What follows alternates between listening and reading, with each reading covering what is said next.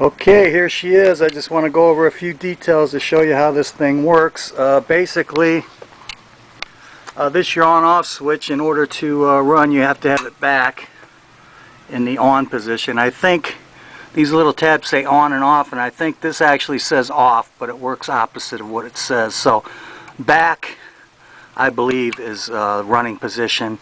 Then when you want to shut it down, you just do that. But I would immediately, after it stops running, turn it back, or you may forget. Then you'll be trying to start it and it won't start. You'll wonder what's going on. But if you're ever trying to start it, don't start. That's the first place to look. That switch may not be in the right position. We've got your disc brake here. I went ahead. It's in good adjustment right now. Got a real good adjustment on it. Rather than changing the pads when it wears out, I'm just send you a duplicate caliper, and you just change the whole caliper. Here's your light. It's LED, which with the vibration of the engine, these bikes like LED. You got your rear view mirror. Here's your throttle. I've got both your front and rear brake tied into one handle.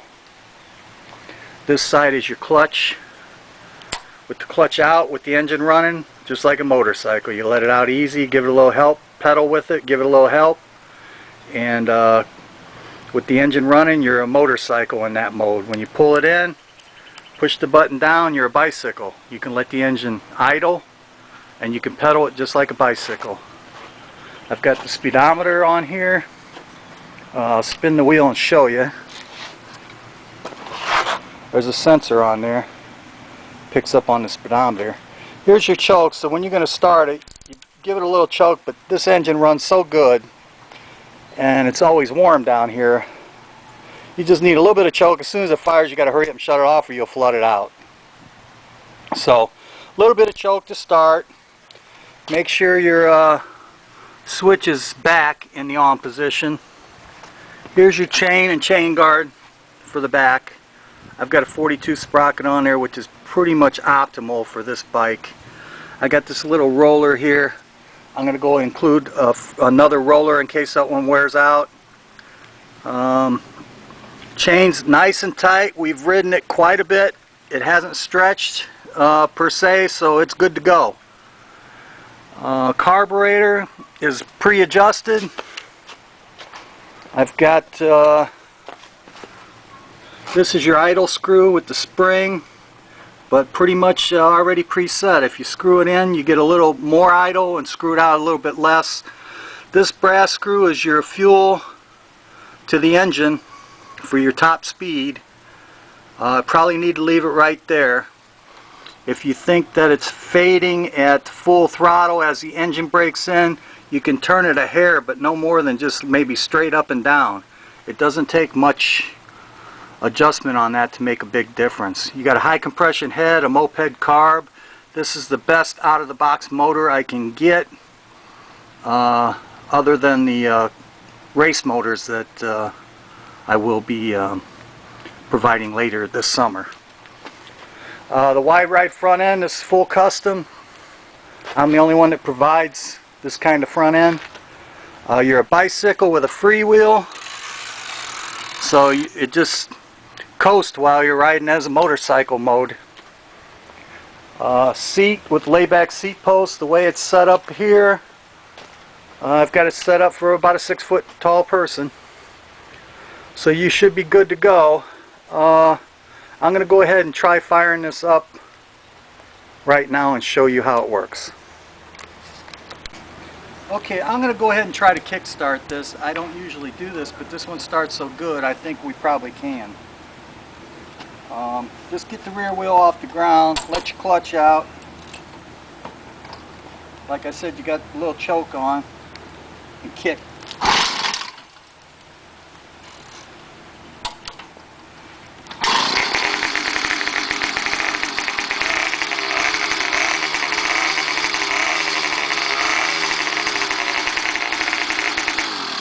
So yeah, you can actually kickstart this unit. You just got to tilt it forward so the back wheel's off the ground. Let the clutch out. You see I had a little choke, but it doesn't need much. Always make sure you put that switch back again, or if you forget, it won't start.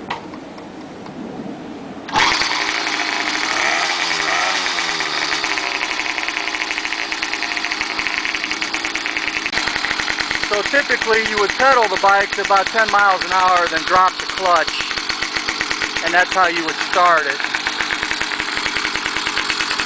You can hear it's cold-blooded, so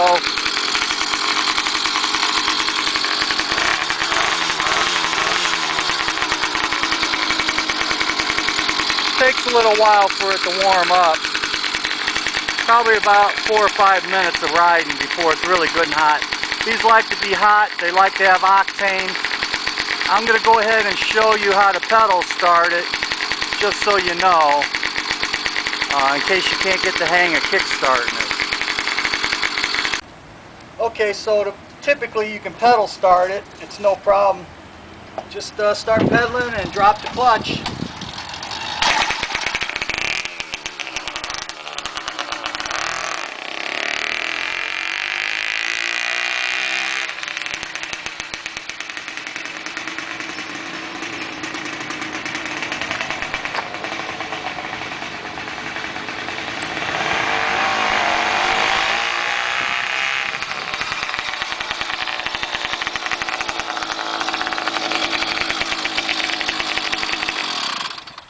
So like I said, when your clutch is in, you're just basically a bicycle.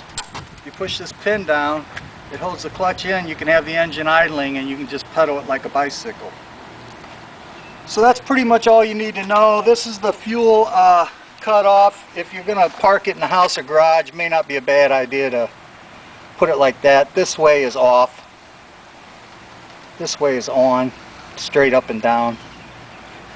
Just make sure you remember to turn that on too, or you'll be wondering why it stops running on you. And other than that, it's pretty simple. There's no crankcase oil. I'll show you the fuel mixture. You just mix the fuel and oil together, and it goes in here, and the fuel just acts as a lubricant with the oil mix. Okay. Okay, I'm going to bring it to you fueled up. It's got about a full tank of gas right now, which I don't know, you probably do 80 miles on a 3-liter tank. Here's a 2-gallon jug. I'm going to give you that. I've got instructions here. Premium gas. Get the highest octane you can get. 2.5 ounces of a good synthetic oil.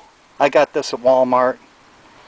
2.5 ounces per gallon. So with 2 gallons you would put 5 ounces, and they usually have measurements on the side of the jug. I also like to add Octane Boost. These engines love octane. It makes a big difference in the way it runs. So I would put 1 ounce, which is like a shot glass, 104 Octane Boost, 1 ounce per gallon. So 2 shot glass full of this in 2 gallons of gas. So that's how I do it. I keep it pre-mixed at the house and just keep that jug full, refilled. Here's extra brake shoes, extra brake caliper, extra batteries, and also the instructions for setting the speedo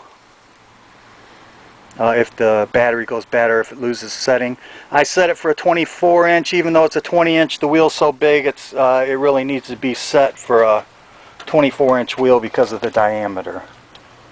So that's pretty much it. If you have any problems or questions, contact me, but this is pretty much a maintenance-free unit as far as that goes, because I got enough time riding it to kind of work out any little chinks. So enjoy.